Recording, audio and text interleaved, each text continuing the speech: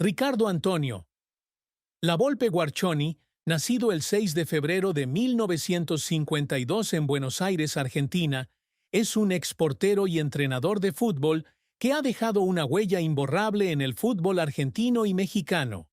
Apodado El Bigotón por su distintiva barba, La Volpe es conocido no solo como un talentoso portero, sino también como un excelente estratega que revolucionó la forma de jugar al fútbol con su singular filosofía del lavolpismo. Criado en un vibrante barrio de Buenos Aires, La Volpe sintió fascinación por el fútbol desde pequeño y solía jugar con sus amigos en las polvorientas calles.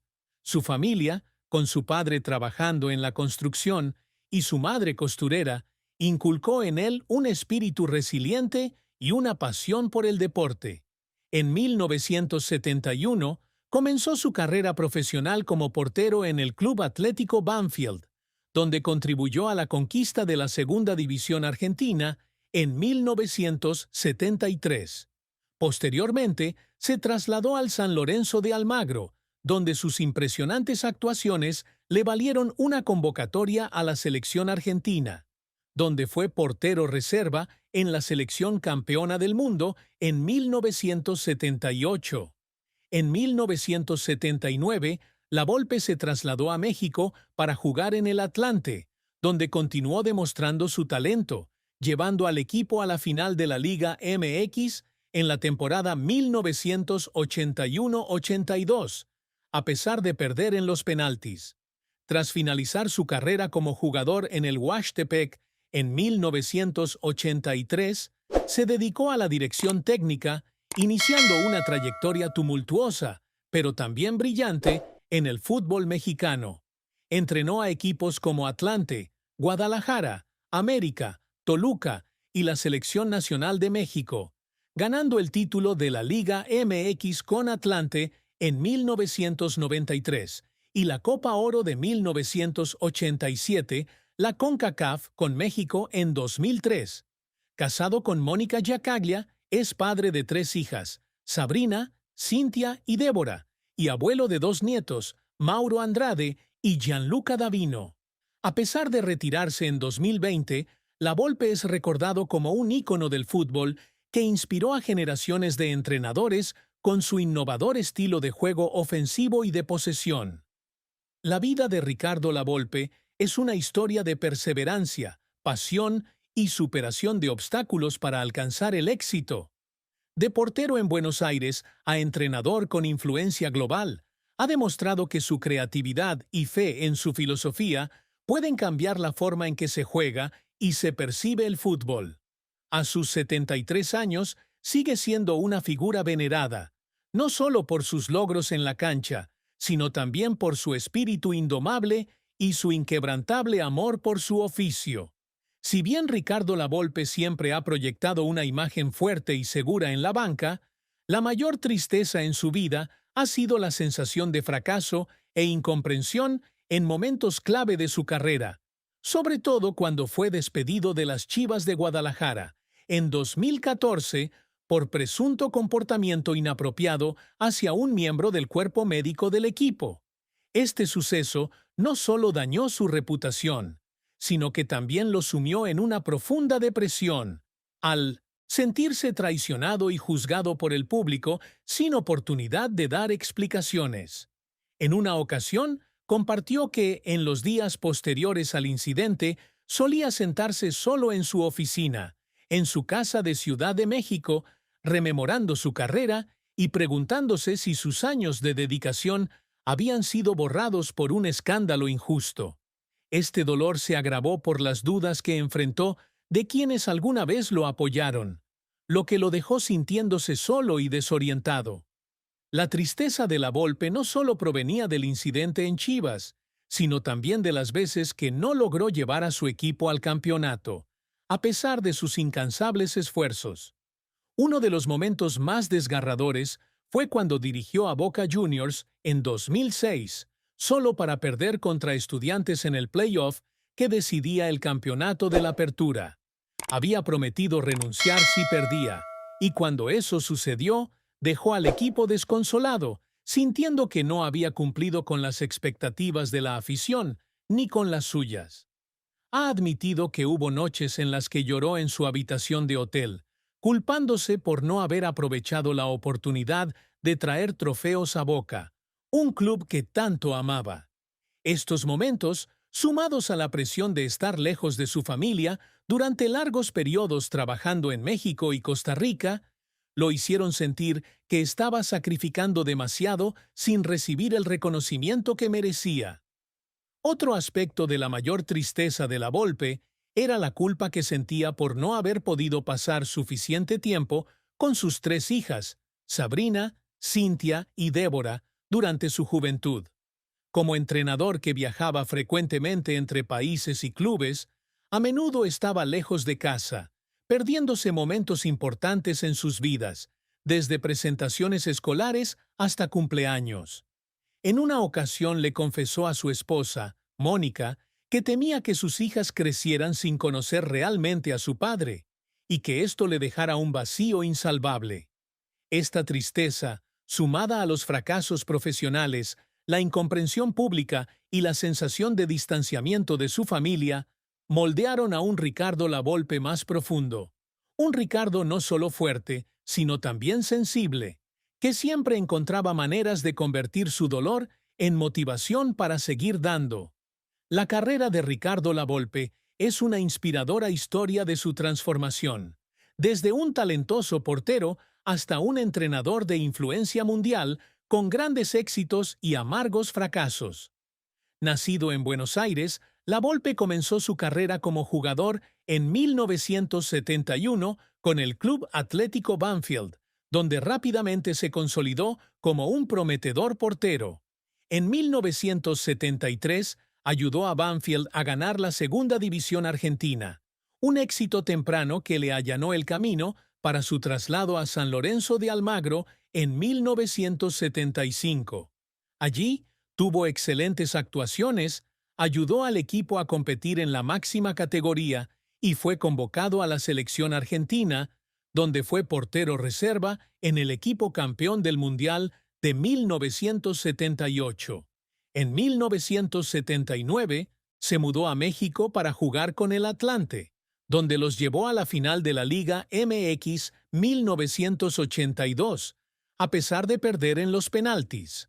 Su carrera como jugador terminó en Huaxtepec en 1983, cuando decidió dedicarse a la dirección técnica.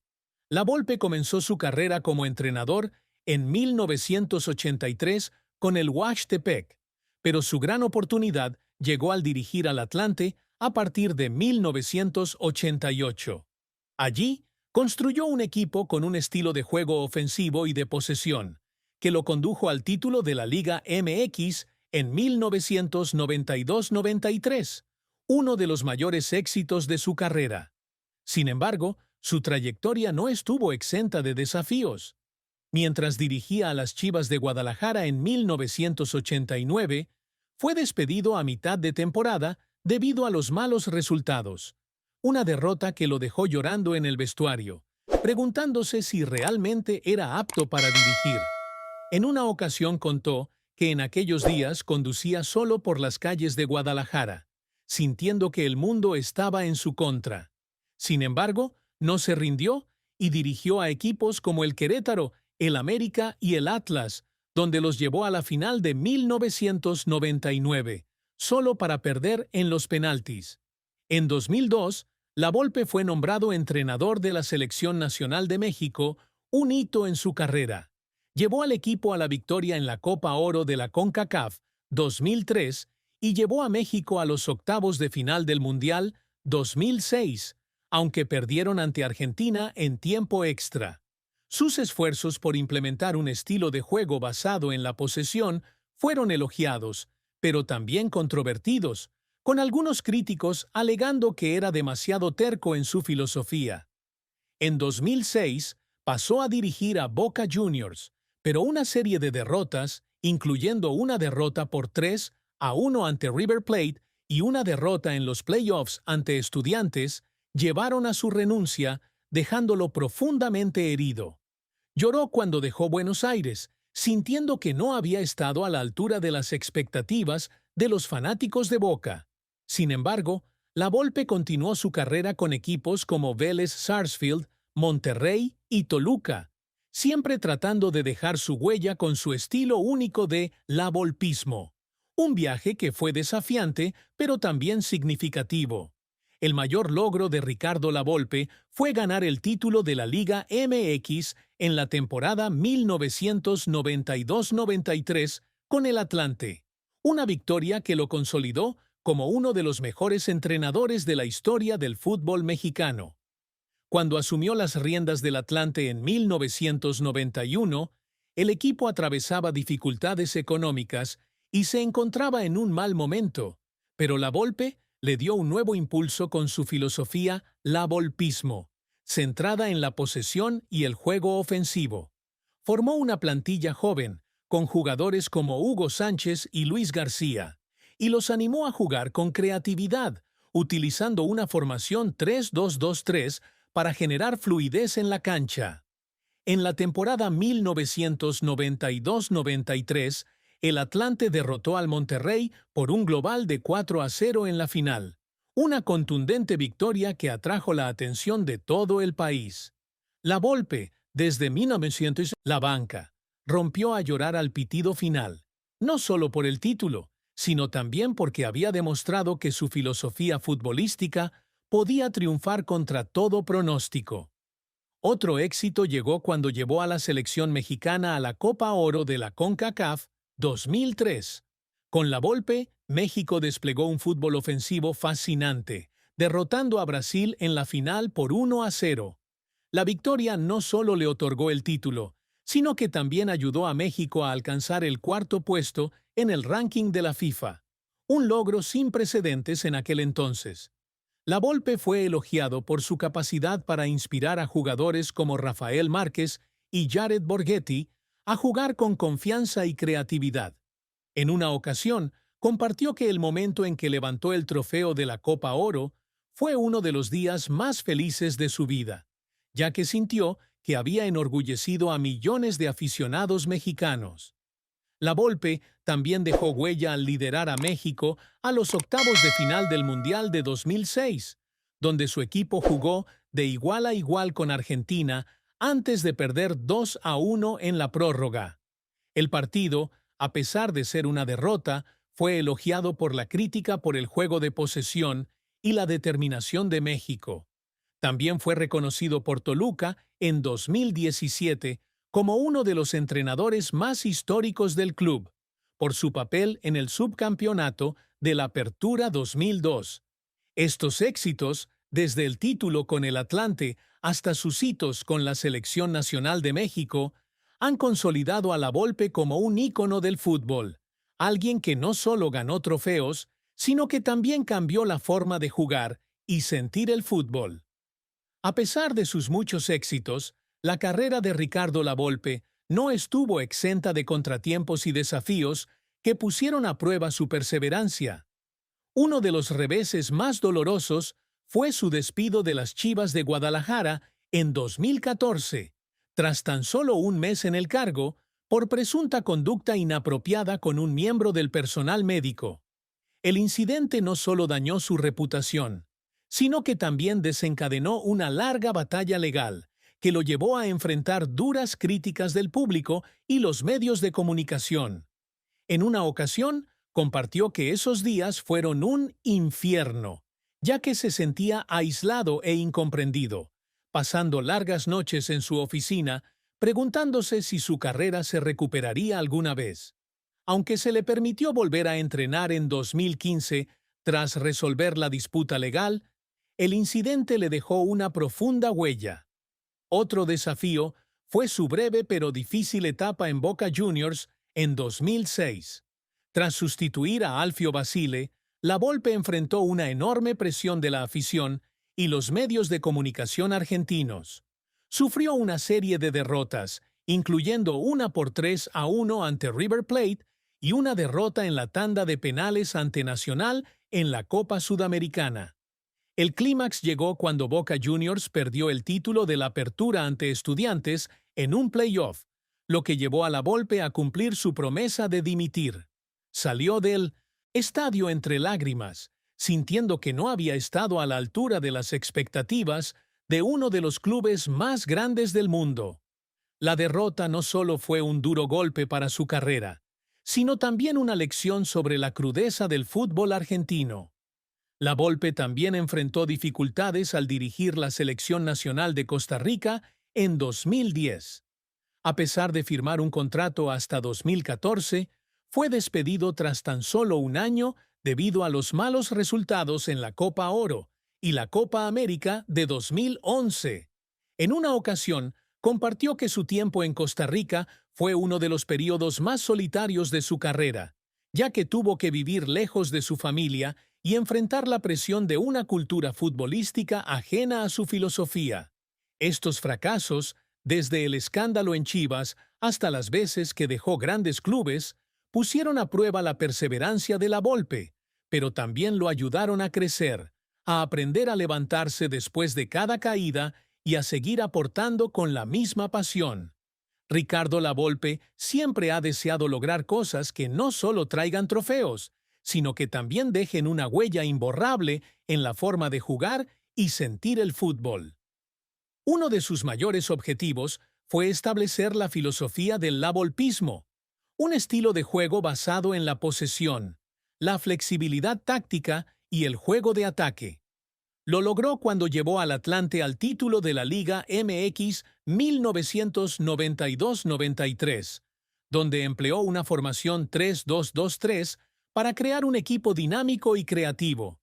Este estilo ha inspirado a muchos entrenadores, incluyendo a Pep Guardiola, quien ha elogiado públicamente a la Volpe por su saída lavolpiana, una táctica que inicia los ataques desde atrás con la ayuda de un mediocampista defensivo. El reconocimiento de una figura como Guardiola es un logro del que la Volpe siempre se enorgullece, ya que ve su filosofía adoptada en todo el mundo. Otro logro que la Volpe siempre ha buscado es elevar a la selección nacional mexicana a la escena internacional. Cuando asumió como entrenador de la selección mexicana en 2002, se propuso llevar al equipo más allá de sus límites tradicionales y competir con los mejores equipos del mundo. Lo logró con el título de la Copa Oro de la CONCACAF en 2003 y el cuarto puesto en la Copa Confederaciones de 2005, donde México derrotó al eventual campeón, Brasil.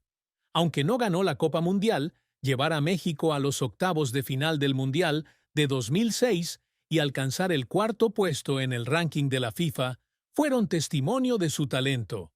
Ha dicho que estos momentos, cuando la afición mexicana corea su nombre, son los que le hacen sentir que todo su esfuerzo valió la pena.